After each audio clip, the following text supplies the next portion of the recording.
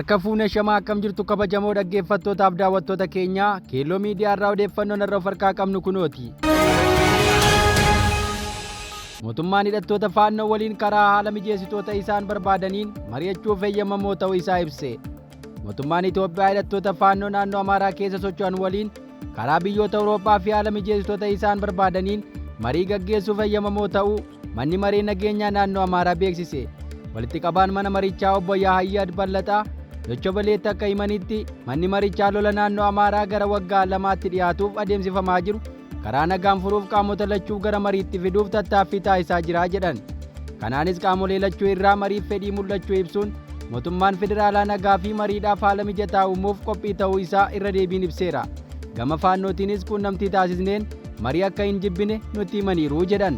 Walamantaa dhabuun tattaaffii mariif taasifamu rakkisaa akka taasise eeruun mootummaan walamantaa dhabuu kana furuuf jecha humnoota Faannoo waliin biyyoota Awurooppaa fi haala mijeessitoota barbaadaniin marii gaggeessuuf fedhii agarsiisuu isaa eeraniiru. Kana ilaalchisee hidhattoota Faannoo irra caalaa isaanii waliin marii akka taasisan kan ibsan obbo Yaahayyad hooggantoota Faannoo irraa deebii eegaa akka jiran akeekaniiru. Manni maree nagaa naannoo Amhara lola hidhattoota Faannoo naannicha keessa socho'anii fi mootummaa gidduutti deemaa jiru mariidhaan xumuruuf gahee haala mijeessummaa taphachuuf waxabajji 18 bara 2016 akka lakkoofsa Itoophiyaa hundeeffame. Odeessa itti aanuun mootummaan federaalaa aangoo bulchiinsa yeroo dheeressuuf qophaa isaa socho'uu hin qabu jechuun Tplf ibse. Aangoon bulchiinsi yeroo akka dheeratu ibsuu mootummaa federaalaa hordofuun Tplf gareen Debretsion Gebremichaeliin durfamu galgala idaa ibsa baaseen yaada kana mormeera. Mootummaan federaalaa aangoo bulchiinsa yeroo dheeressuuf qophaa isaa socho'uun sirrii miti ka jedhe garichi dhimma kana mormee jira. Abut akka jedhetti dhukaasa dhaabuun waliigaltee Piriitooriyaatti mallattaa'een dhimma raawwatu malee qofaa isaa mootummaan federaalaa kan hojiirra oolchu miti jedhe. Karaa waldhabdee yookiis waliigaltee Piriitooriyaa hin cabsineen deemamuu akka qabus gaafate. Dhiyeenya kana muudaman pirezidaantii haaraa bulchiinsa yeroo ilaalchisee mootummaa federaalaa waliin marii taasifamaa ture.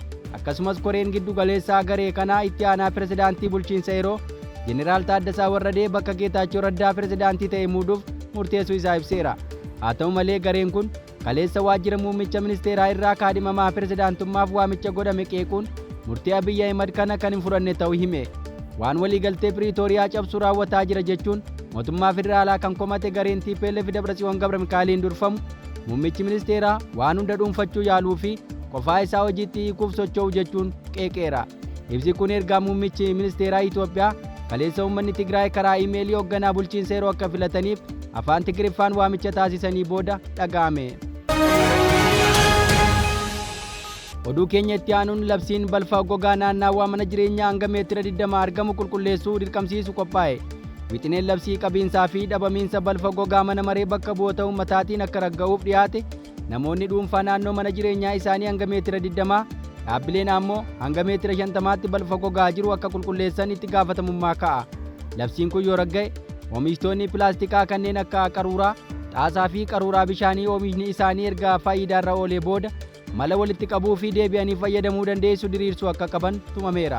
Kana malees labsichi oomisha pilaastikii yeroo tokkoof qofa faayidaarra oolu oomishuu gara biyyaa galchuu gurguruu fi itti fayyadamuu ni dhorkaa jedhame. Kunis kan labsame koreen dhaabbii dhimmoota bishaan jallisii naannawaa gammoojjii fi misooma naannoo kaleessa bitootessa 26 bara 2025 wixinee labsii qabiinsaa fi dhabamiinsa balfa gogaa irratti qooda fudhattoota mootummaa fi damee dhuunfaa waliin marii gaggeessee irratti ta'uu himameera. Abbootiin qabeenyaa damicha irratti bobba'an pilaastikii deebisanii fayyadamuudhaan lammiilee hedduudhaaf carraan hojii uumamuu fi waggaatti qabeenyi biloonaan lakkaa'amu socho'aa jiraachuu isaas ibsaniiru. Oomishaaleen pilaastikii yoo sirnaan qabaman qabeenya ta'uu eeruun pilaastika karaa deebi'ee fayyadamuutiin dhabamsiisuudhaan bu'aan fooyya'aan akka argame yaadni ka'eera. Hirmaattonni marii kanaa oomishtoonni pilaastikii ammallee oomishaalee isaanii deebisanii fayyadamuuf mala akka qabanii fi hojiirra oolchaa akka jiran eeruun labsichi raggaasifamuu akka hin qabne mormuu isaanii odeeffannoo mana marichaa irraa argame ni agarsiisa. Oduu itti aanuun pirezidaantiin itti aanaa Sudan kibbaa akka ta'an Riek Machar to'annaa jala ooluun isaanii gabaafame. Yeroo dheeraaf morkataa pirezidaantii biyyattii ka turan Riek Machar to'annaa jala ooluu dura ta'an paartii isaanii ibsaa kennaniin beeksisaniiru. Aanga'aan kun guyyaa kaleessaa opereeshinii cimaa konkolaataa 20 ol hirmaachiseen mara jireenyaa isaaniitiif fudhatamuu paartiin isaanii himaniiru. Kanatti dabalataan gochichi kan heera mootummaa faallessu waan ta'eef qaamoleen nageenyaa gocha akkasii irraa of qusachuu akka qaban akeekkachiisuun himanni Riik Maachaar irratti baname ifa miti jechuun balaaleffatameera. Oduu birootiin humni waraanaa Sudaan magaalaa Kaartum guutummaatti to'achuu isaa labse. Humni waraanaa Sudaan magaalaa guddoo biyyattii Kaartum guutummaan to'achuu beeksiseera. Ajajaan humna waraanaa Sudaan Jeneraal Abdul Fattah al-Burhaan buufata xiyyaaraa irra humnoota Rapid Support Force harkaa baafametti bu'uun magaalaan Kaartum harka humnoota Rapid Support Force irraa deebisanii to'achuu labsan. Masaraa mootummaa duraan harka Rapid Support Force tures daawwataniiru. Kaartum walaba baateetti jedhan. Humni waraanaa Sudaan torbanuma kana masaraa mootummaa humnoota Rapid Support Force irraa ergaa fudhateen booda saffisaan mo'icha argataa dhufeeraa jedhame. Humni addaa Sudaan Rapid Support Force eebila bara 2023 irraa kaasee iddoowwan ijoo kanneen akka wiirtuu muummee buufata waraanaa biyyattii, buufata xiyyaaraa fi masaraa mootummaa dabalatee magaalaa Kaartum harka caalu to'atee ture. Yeroo dhiyoo as garuu haleellaa humni waraanaa biyyattii irratti bane damdamachuu akka hin dandeenye gabaafameera.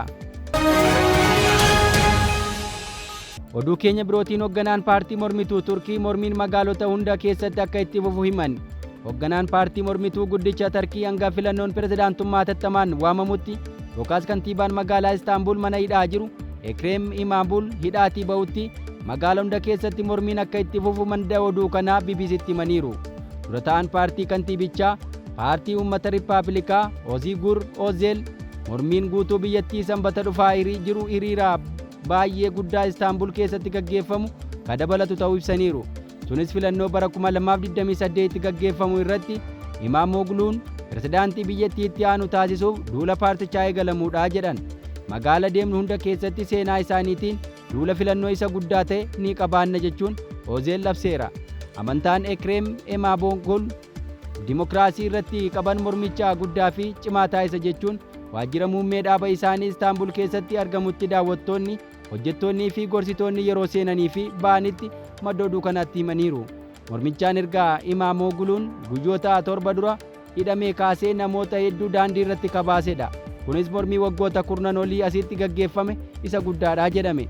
Hiriira uummataa kana maddiitti ammoo hidhaan jumlaa mootummaadhaan raawwatamaa akka jiru ibsameera. Haaluma kanaanis gaazexeessitoota Turkii 7 kanneen mormii kana gabaasaa turan dabalatee namoonni 1,400 ol ta'an to'annaa jala oolfamaniiru jedhame. Egaa dhaggeeffattoota keenyaa odeeffannoon irraa of harkaa qabnu kanan gammaa dhaggeeffattan ture. Qophii keenyaa fi waliin turtii gaarii.